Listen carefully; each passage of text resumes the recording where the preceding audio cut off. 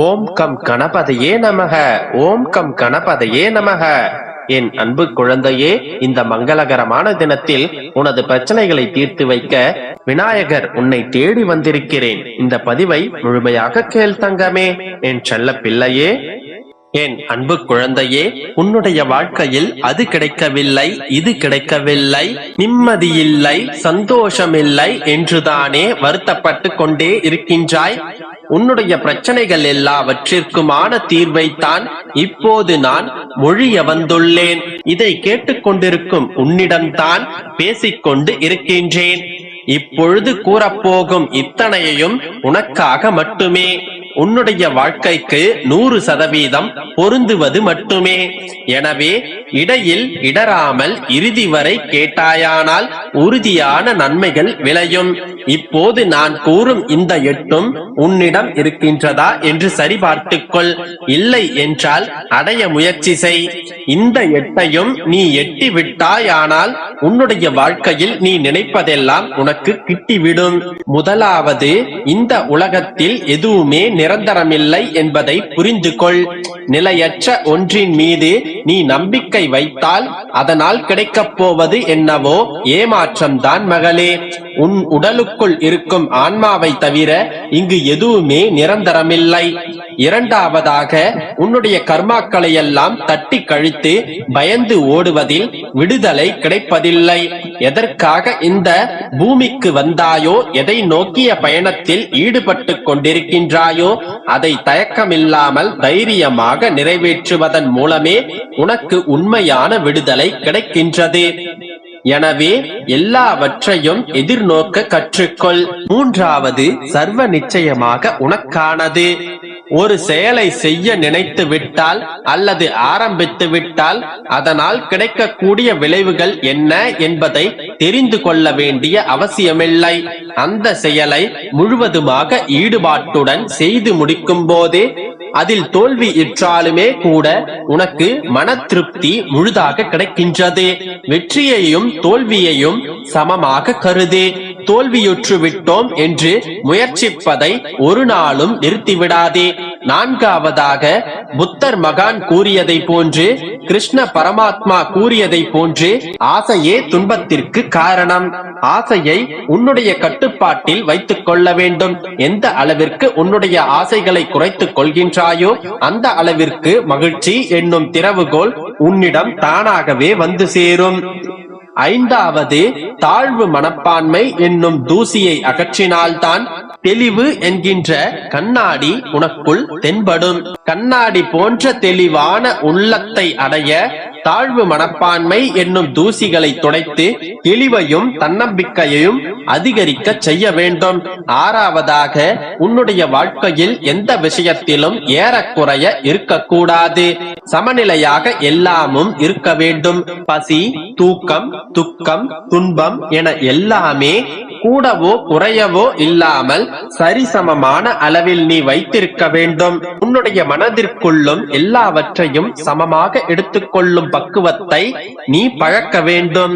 ஏழாவதாக, கோபம் ஒரு மனிதனை முட்டாளாக்கி விடுகின்றது. நிதானமாக யோசிக்கும் போதுதான் செய்யும் செயலில் அர்த்தம் உண்டாகின்றது. கோபத்துடன் செய்யும் எந்த செயலும் பலனற்றுதான் போகும். மிக பெரிய பலவானையும் பலமிழக்கச் செய்யும் இந்த கோபத்தை முற்றிலுமாக தவிர்த்துவிடு. அத்துடன் உன்னுடைய மனதில் இருக்கும் பதற்றத்தையும் அறவே ஒழித்துவிடு. எட்டாவதாக, நீ எதை நினைக்கின்றாயோ அதுவாகவே ஆகிவிடுகின்றாய். எனவே ஒரு விஷயத்திற்காக நீ போராடும் போது அந்த விஷயத்தை நினைத்து கவலைப்பட வேண்டிய அவசியமில்லை. அது நன்றாக நடக்கும், நான் வெற்றி பெற்றே தீருவேன் என்று நேர்மறையான எண்ணங்களை அந்த விஷயத்திற்குள் திணித்துவிடு. எப்போதுமே நேர்மறையான அலைகளை உனக்குள் உருவாக்கி கொண்டிரு. தூணிலும் இருப்பான், துரும்பிலும் இருப்பான் என்பதை போல இறைவன் ஒவ்வொரு அணுவிலும் நிறைந்திருக்கிறார். இறைவன் உனக்குள்ளும் இருக்கிறார் என்பதை உணர்ந்து கொள். இந்த 8 குணங்களையும் உனக்குள் வளர்த்துக்கொள்.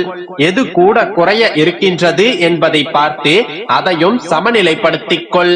இந்த 8 விஷயங்களையும் உன்னுடைய வாழ்க்கையில் நீ செயல்படுத்தி வந்தால், கடைபிடித்து வந்தால் எல்லா விஷயங்களும் உனக்கு எட்டிவிடும். எட்டாத உயரத்திற்கு நீ சென்று விடுவாய். உனக்கு கிட்டாத காரியங்களும் கிட்டிவிடும். நல்லதை நினைத்து நல்லதையே செய்து நம்பிக்கையோடு இருந்தால் நல்லதே நடக்கும். குழந்தையே, உன்னை ஒவ்வொரு சிக்கல்களிலிருந்தும் விடுவித்துக் கொண்டு வருகின்றேன்.